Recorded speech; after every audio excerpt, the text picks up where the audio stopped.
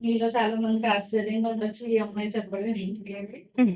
నాకు కూడా చాలా ఆశ్చర్యంగా ఉంది. నేను మరి ఇలా చెప్తాను, ఇలా చెప్పగలుగుతాను నేను ఎప్పుడు అనుకోలేదు. మరి మేము 2 సంవత్సరాల పైన శ్రమల వల్ల నేను ఇలా మారాననమాట. మరొక మనిషిని కోల్పోయాను. తనని చాలా మిస్ అవుతాను నేను అందరికన్నా ఎక్కువ. తను నాతో ఎలా ఉండాలి అనుకున్నప్పుడు, తనకి నచ్చిన పని చేస్తే తను నాతో ఉంటది అని నేను నమ్మడం ద్వారా మరి సండే స్కూల్ అయినా, ట్యూషన్ అయినా మరి ఈ విధంగా నేను ఇలా మాట్లాడడం జరుగుతుంది. సరే, మరి ఈరోజు నేను చెప్పబోయే టాపిక్ ఏంటంటే గ్రేస్ ఆన్ ద క్రాస్, సిలువ పైన దయ అనమాట. ఎవరైనా ఇంత బాధపడినప్పుడు ఆయన ఎంత బాధపడ్డారు సిలువ మీద, మనము అంత బాధలు ఎవరైనా దయ చూపిస్తారండి? ఎవ్వరు కూడా దయ చూపించలేదు. కానీ ఆయన ఏం చేశారు?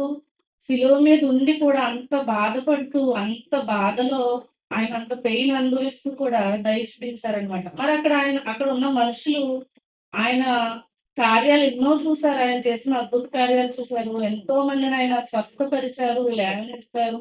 చనిపోయిన వారిని కూడా లేవనెత్తారు. కానీ చివరికి ఆ జనాలు ఏం చేశారు? ఆయన మీద తిరుగుబడ్డారనమాట.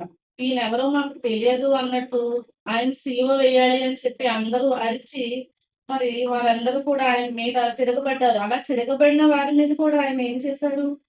దయ చూపించారనమాట. 2 తెస్సలోనికీయులు మొదటి అధ్యాయం 8వ వచనంలో చూస్తే అక్కడ ఏముంటుందంటే దేవుని ఎరుగని వారికి ప్రతిదండన అని ఉంటుంది. మనం ఇక్కడ ఏం చూస్తున్నాం? దేవుని ఎరుగని వారికి ప్రతిదండన అనమాట. ఎరుగరు అని చెప్పినప్పుడు ఆయన ఏం చేశారు? వారికి శిక్షించారా? అదే మనమైతే ఏం చేస్తాము? వారిని శిక్షిస్తాం కదా. మరి వీళ్ళందరూ కూడా నన్ను ఎరిగిన వారు, నేను చేసిన అద్భుతాలు చూసారు, నా వల్ల మేలు పొందారు.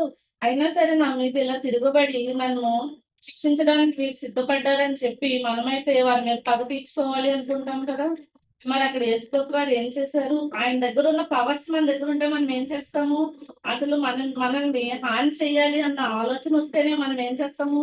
చిటికేసి వాళ్ళందరినీ కూడా అక్కడ నాశనం చేసేస్తాం. కానీ ఆయన ఏం చేశారు? ఆయన ఏమీ చేయలేదు. కేవలం వారి మీద దయ చూపించారనమాట. మరి మనము ఆ ప్లేస్‌లో ఉండి మనం ఆలోచిస్తే మనం ఏం చేస్తాము? ఏదో ఒకటి చేసి మనల్ని మనం కాపాడుకోవాలని చూస్తాం కదా. కానీ ఆయన ఏం చేశారు? ఆయన కాపాడుకోవాలని చూడలేదు గానీ, ఆయన మొట్టమొదటిగా అంత బాధలో ఉండి కూడా ఒక మాట అన్నారనమాట. ఆయన తండ్రికి ఆయన విన్నపించుకున్నారు. ఏమని విన్నపించుకున్నారు? లూకా సువార్త 23వ అధ్యాయం 34వ వచనంలో ఆయన మొట్టమొదటిగా అంత బాధలో కూడా ఉండి ఆయన పలికిన మాట ఏంటి? తండ్రి, వీరు ఏం చేస్తున్నారో వీరు ఎరుగరు కనుక వీరిని క్షమించండి అని అడిగారంట. ఏమడిగారు? క్షమాపణ. అంటే వారందరి తరఫున ఈయన క్షమాపణ అడిగారు. తండ్రి, మీరు ఏమి చేస్తున్నారో వీరు ఎరుగరు కనుక వీరిని క్షమించండి అని. మనమైతే ఖచ్చితంగా అలా చెప్పం కదా. మనం ఏం చేస్తాం? మనకి సాధారణంగా ఎవరైనా ఒకవేళ మనకి నష్టం చేశారనుకోండి, కొట్టక్కర్లేదు, మనల్ని బాధ పెట్టక్కర్లేదు. మనకి చిన్న నష్టం కలిగించిన వారిని బట్టి మనం ఎంతో కోపపడిపోతాం. మనకి ఎంతో బాధ వచ్చేస్తది. వాళ్ళ మీద ఎలా అయినా ప్రతీకారం తీర్చుకోవాలి అని మనం అనుకుంటాం కదా. కానీ ఆయన ఏం చేశారు? మన దేవుడు ఏం చేశారు? క్షమించారనమాట. ఎలా అయినా వాళ్ళని ప్రతీకారం తీర్చుకోవాలి. మరి నా అంతటి గొప్పవాడిని వీళ్ళు ఎలా చేశారేంటి? ఆయన ఎప్పుడు కూడా బాధపడలేదు. ఆయన ఏం చేశారు? క్షమించారు. మరి ఆయన కొట్టబడ్డారు, అవమానించబడ్డారు, సిలువ వేయబడ్డారు. ఇన్ని శ్రమలు అనుభవించిన, ఇన్ని బాధలు పడినా ఆయన క్షమాపణ ఎలా ఉంటది అనేది మనకి సిలువలో నేర్పించారనమాట. మత్తయి 5వ అధ్యాయం 44వ వచనంలో చూస్తే, మీ శత్రువులను ప్రేమించి మిమ్మల్ని హింసించు వారి కోసం ప్రార్థన చేయుడి అని ఉంటుంది. అంటే యేసుప్రభు ఏం చెప్తున్నారు? మీ శత్రువులని ప్రేమించండి, వారి కోసం ప్రార్థన చేయండి అంటారు. మనం జనరల్ గా ప్రార్థన చేసేటప్పుడు ఏం చేస్తాం? మనకు నచ్చిన వాళ్ళ కోసం, మన కుటుంబం కోసం, మన స్నేహితుల కోసం ప్రార్థన చేస్తాం. అంతేగాని మన శత్రువుల కోసం చేస్తామా?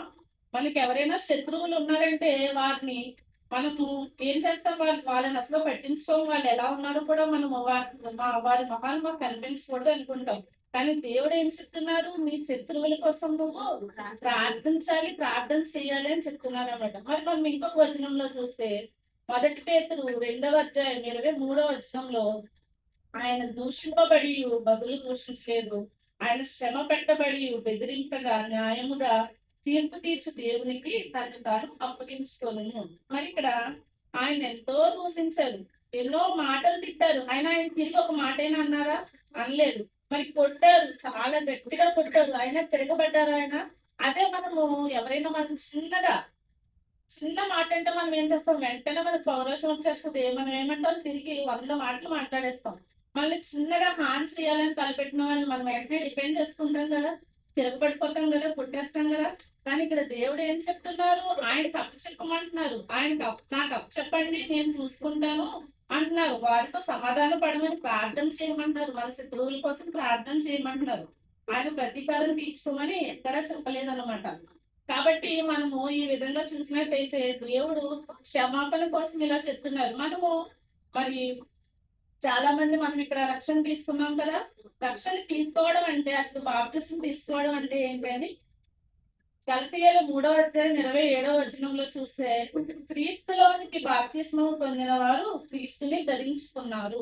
అంటే మనం బాప్తిసం తీసుకుంటే ఏంటండి, క్రీస్తుని మనము ధరించుకోవడం అన్నమాట. మరి ఆయన్ని ధరించుకోవడం అంటే ఏంటి, ఆయన జీవితాన్ని, అలాగే ఆయన మనస్సును, ఆయన గుణాలను మనము ఆభరణాల కింద ధరించుకోవడం అనమాట. మన నిజంగా మనము క్రైస్తవులం బాప్తిజం తీసుకున్న వాళ్ళము అలా ఉంటున్నామా?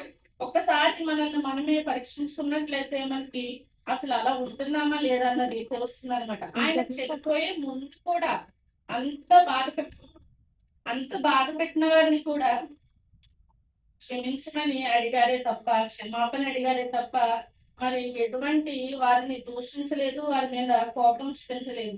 మరి అలాంటి క్షమాపణ గుణము మనకుందా? నిజంగా క్షమించే లక్షణం మనకుందా? మనము చెప్పుకుంటాం, మా దేవుడు గొప్ప దేవుడు, మేము గొప్ప దేవుడైన యేసుప్రభు గారిని నమ్ముతున్నాము అని చెప్తాం. కానీ అలాంటి గొప్ప గుణాలు మన నోటి ద్వారానే వస్తున్నాయి తప్ప మన ప్రవర్తనలో ఉందా? అందరూ చూస్తున్నారు కదా.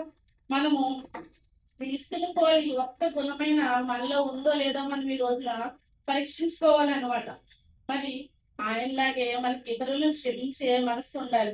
మరి పేతురు దేవుని దగ్గరకు వచ్చి, మా సహోదరుడు నన్ను బాధ పెడితే నేను ఎన్నిసార్లు క్షమించాలని అడుగుతారు కదా. అప్పుడు ఆయన ఏం చెప్తారు, జీవితాంతం కూడా క్షమించి తీరాల్సిందే అంటారు.